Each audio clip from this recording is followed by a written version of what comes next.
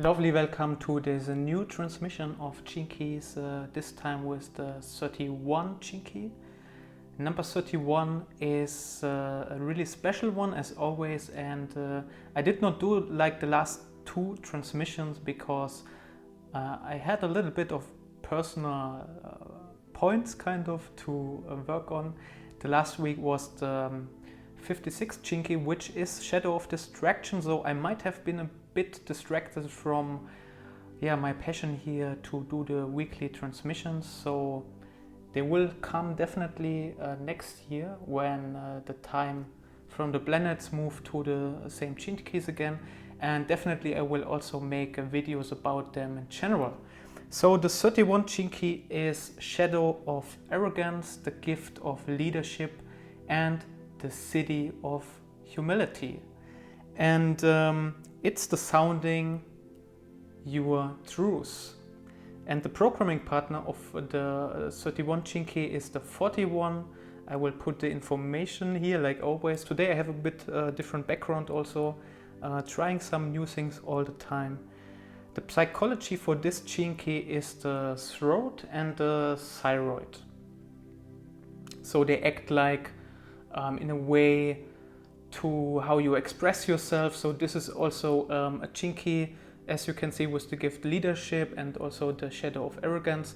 It's about the expression a lot, and the fifth chakra is the throat, and it's a lot about expression. The codon ring is the ring of no return, and there's only the 31 Gene Key inside and the 62, and you will also see how both of this Gene Key interact in our collective genetics. So let's go right into the shadow arrogance. It's the World Wide Web of words.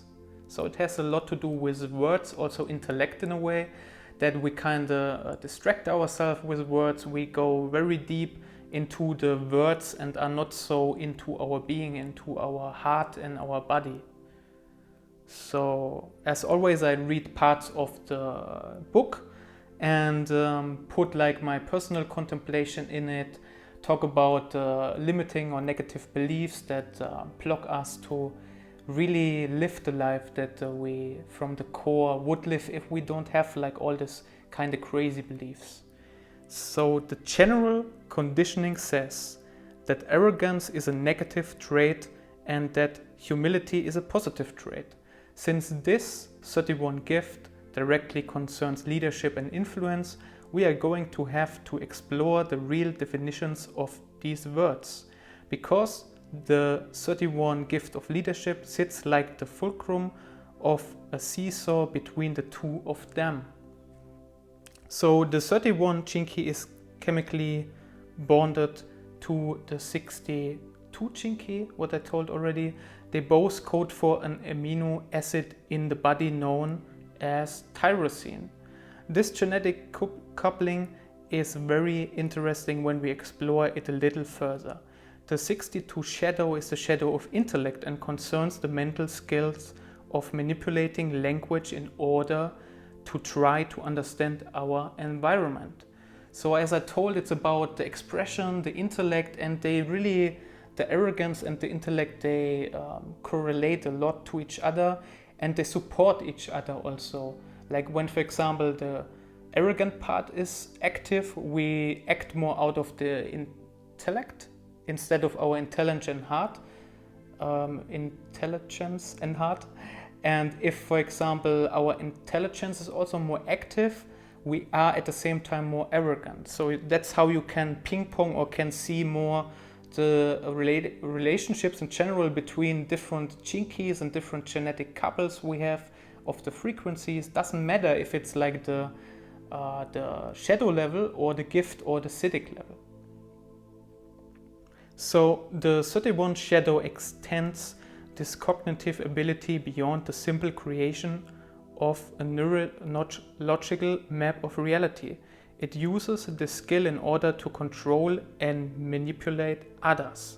So that's really like what the 31 shadow is about. It's about to manipulate and control others in a certain way of arrogant and intellect way of doing so.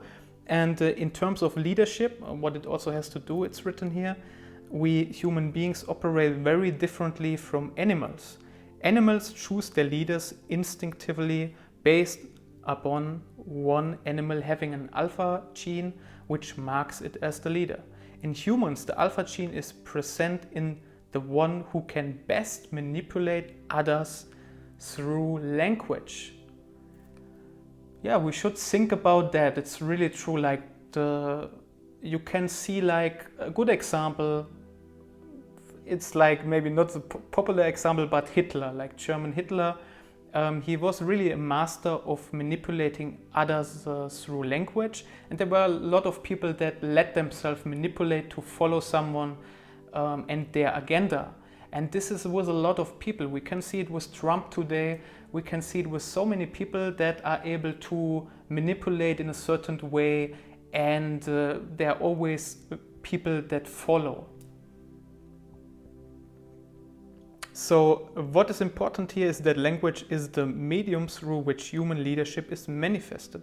Furthermore, because language is the means through which frequency can be conveyed.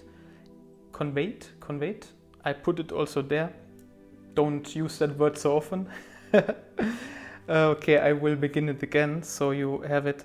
Furthermore, because language is the means through which frequency can be conveyed, at higher levels of frequency it can never lie. However, at the shadow frequency, language is the ultimative programming tool and can be used, for example, to blind an entire race of people to the truth, thereby looking them at a certain level of frequency.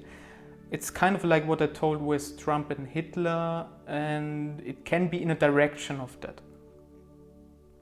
So there's a big difference between leadership and authority. Authority, the gift of the 21 Chinki, is based upon the control of power through strength of a will. These are people who do not lead through words, but whose sheer presence controls the will of others.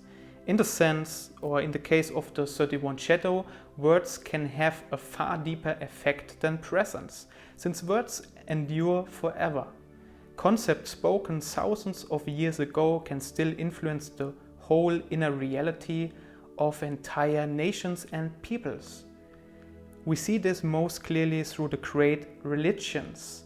It is incredible to contemplate how even a single misplaced or mistranslated word spoken by a particular person can lead to the death of millions of people over thousands of years.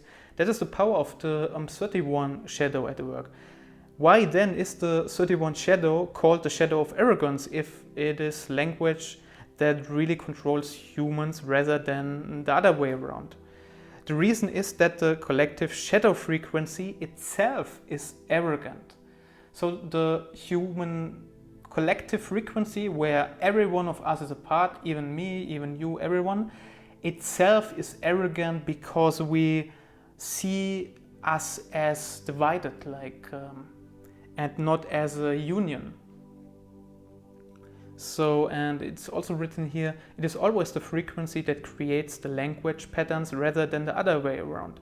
Our arrogance is based upon our belief that we can think, talk, or act our way out of the shadow frequencies, when in fact those very frequencies are created through our intellect. So it's really like, I also have released a PDF, like kind of a preview of my first book that you can check in at Beyonduality.com, my website. I put it also below. And it's really that a lot of times we think we have to go to the level of our thoughts, of our intellect, to change our reality. And beyond that, some people say, okay, we have to also check our emotions. And that together is just a very low frequency, like a very dense frequency, and we have to go to our belief systems, which is a higher frequency, and also to the template level reality, which is even beyond, to recondition and reprogram like our beliefs and everything we have. And it's not enough to just play with the intellect, and so we are This is also what is called the matrix. We are like just entangled in this intellect, and we are not able to see outside of that box, kind of our thoughts, of our feelings also, and our emotions. So they always stay the same and they reinforce each other, and so we have to go beyond like that concept. And that's how our beliefs also, that's what I noticed, what the belief systems, the limiting, convince us to say like, look, you have to think a way out of it. You have to solve your problems by solving them with your mind, with like your intellect and everything like that, and there will solutions be presented to you. And then actually like it's like just a loop. It doesn't happen, and a lot of time is combined with struggling, with like a feeling of maybe even that you are depressed, or like some other kind of dense feelings where you have a very narrow-minded view in the world and you are not able to expand it. And that's how the intellect and the beliefs always reinforce each other, and we, as long as we believe them, there is no change possible. That's the point. And as long as we are in that cage and we believe we are not in the cage, we have no chance of leaving the cage, of the prison, for example, the cage, in a way, prison cage. And that is also the shadow here, which is arrogance. We have the arrogance.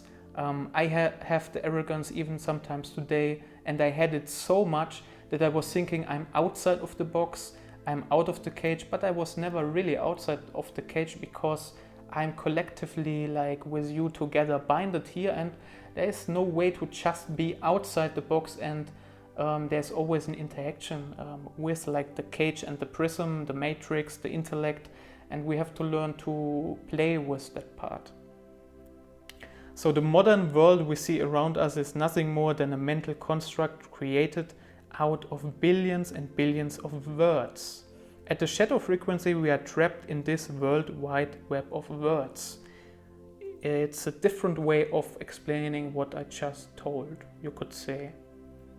So let's check here. There are like always the repressive nature and the reactive nature. In each chinky, repressive nature means you put it more passively inside you. It's like more inside. You push it to yourself back. And this is a deferring. These are people who defer their power to others, those deliberately setting themselves below them. These are really people who care deeply what others think of them, and more than anything fear to be thought of as arrogant. It's also a little bit like, for me, when I contemplate, it's something I also have sometimes struggle with, that I think what others think might make me seem arrogant in a way. It's like a life contemplation now for me, actually. That's why it's also was a bit slowly just told. And it's so funny because just like by reading this, you decondition some parts that have been there, or you have options like I had the option now to reflect it a bit more. And it's so interesting because a lot of topics, especially when it go to the direction what I'm teaching, what I'm doing and coaching and guiding with my blog, with like the YouTube here with Jinkies, a lot of things can be considered as arrogant when I'm talking it in a way that others might seem it's arrogant. So it's definitely a shadow topic. The reactive nature is more like a pushing out, like a reactive, as it's told also. So this is scornful. The reactive side to arrogance is based on anger rather than fear, and emerges as a kind of haughty scorn. This more traditional brand of arrogance assumes itself to be above others because it sees how easily they are conditioned and can therefore be manipulated. What such people miss is how deeply they themselves are caught up in the same conditioning, since they have a deep-seated need for recognition. So it's really two sides. One is like more internal thing, like, if I tell this and this, it could be considered arrogant. So they seem maybe a little bit more like not so self-worthful, or have not so much confidence, and the other part is like the really outside, a little bit more arrogant one that considers themselves really self-worthy and a lot of self-confidence, and knows that others are easy to manipulate, and they kind of use also that to their strengths. And this is what we see today a lot in society, in business, in everywhere kind of around also. We have these two poles, which is super, super important. Now we go to the gift, which is leadership. And here it's written heart branding. So it's really about the heart and how we bring our values, our mission, everything to the world. So it's written here, the difference between the 31 gift and the shadow is that the 31 gift does not believe its own propaganda. This gift is no longer caught up in the fear of what others think, and if you want to influence people in a certain direction, this is a distinct advantage. So that means when you are like in this gift level, for example, you are reactive or repressive, you are one of the natures, for example, you are reactive, you are already self-worth, you believe you are very self-worthy and you have a lot of awareness and you are able to manipulate people. For example, I have a good friend that is very powerful in his being, and they always kind of know how to entangle it and intellectually manifest something to move you in a certain direction. And when you are out of the gift, you know that, you are aware of that, and one that is strongly in this reactive nature is not able to manipulate you anymore. So that's what the gift really is about, and that is leadership. So at the gift level, the higher frequency has already moved the person beyond the tight codependent dynamic of the leader and the led, or the shepherd and the sheep. At this level, you still play the game, but for a different purpose. Now your primary influence is to help others break out of the very same matrix in which you yourself were once caught.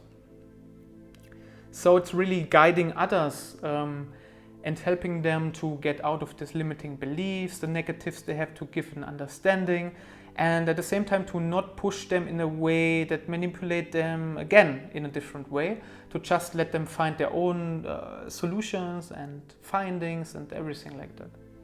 So, and here comes also the 62nd gift of precision to the plan, which we have seen is chemically linked to this gift.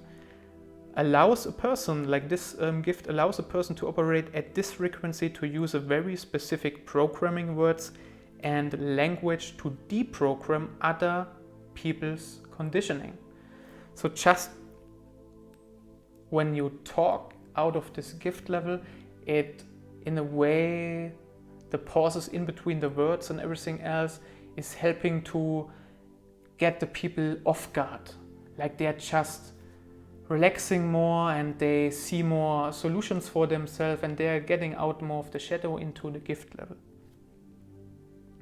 So, and that is where like the 62nd gift is helping a lot. So certain human beings operate out of the 31 gift, can literally become the voice of the collective. At the shadow frequency, they become the voice of our fear, whereas at the gift level, they become the voice of our creativity as well as the messengers of our future evolution. So it's really a dualistic point here, because like the shadow and the gift, they are like this dualistic polarity, that one is like more in the fear and the other is love-based. So that's what the gift is about. And it's also written, life is no longer about individual success, but success as a collective organism. This is the direction in which evolution is currently taking us.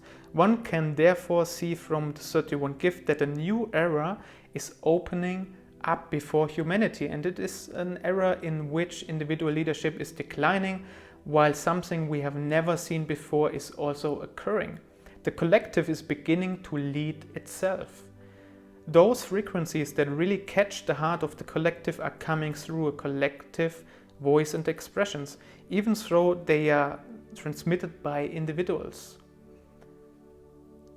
which is kind of a paradox, that there will be still leaders in a way, but at the same time they are not leaders as we believe them to be, and the collective altogether is supporting each other. Let's go to the Siddhi. Cyprus is kind of warm in summer here, so if I'm a little bit sweating, it's like normal, I guess, here. So, and we go now also to the very hot topic, is the Siddhi, which is humility, the ring of no return. Humility, as we shall see, is not for the faint-hearted. It is therefore highly ironic that humility is a word that has come to be associated with people of a saintly or virtuous countenance. The irony here lies in the misunderstanding that humility has anything to do with behavior, because it does not. That kind of humility is usually arrogance in disguise.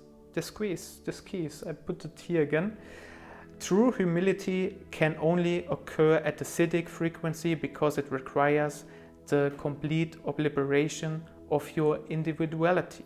The words humility and arrogance reflect a behavioral duality found in human beings, but they are also words with a highly moralistic charge. At the Siddhic level, all such morality is finished because your separation from existence is finished.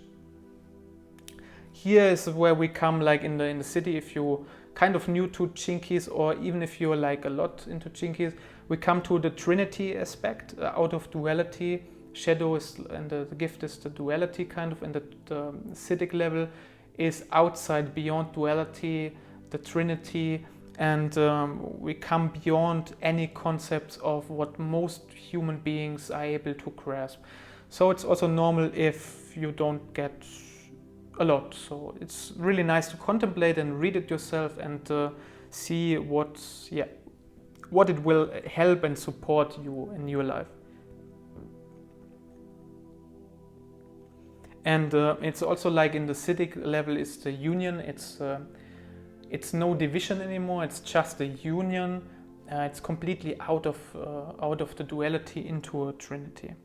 So to the 31 Siddhi, all behavior is seen as an impersonal manifestation of totality, and there is no such concept as an independent doer. This is what arrogance really means. You misidentify with your individuality and assume you have power over life. Arrogance is really concerned with what others think, whereas humility truly doesn't care. This is why arrogance always tries to be humble. However, to be truly humble, you wouldn't mind others thinking you were arrogant. To say this again, however, to be truly humble, you wouldn't mind others thinking you were arrogant. So, in a way, you don't play the game anymore. You are authentic yourself, you are in your heart, you know who you are. You don't have to play this dualistic game of female and male, of all of this dark and shadow and light and love. You are just out of that part, and you don't have to play that game anymore. And at the same time, a lot of times you will still play in the game. And at the same time, you know you never play in the game. If that makes any sense. But I'm just talking. So true humility arises from the truth that you cannot ever do anything wrong. Because all the time, everything is just as it needs to be for the one it needs to be, and it will not be different. So if you are now a personality that is into deep pain and suffering and problems and stuff, and you search for this way out, don't search for the way out. Stay at kind of the suffering and check what is the suffering about, why is it there.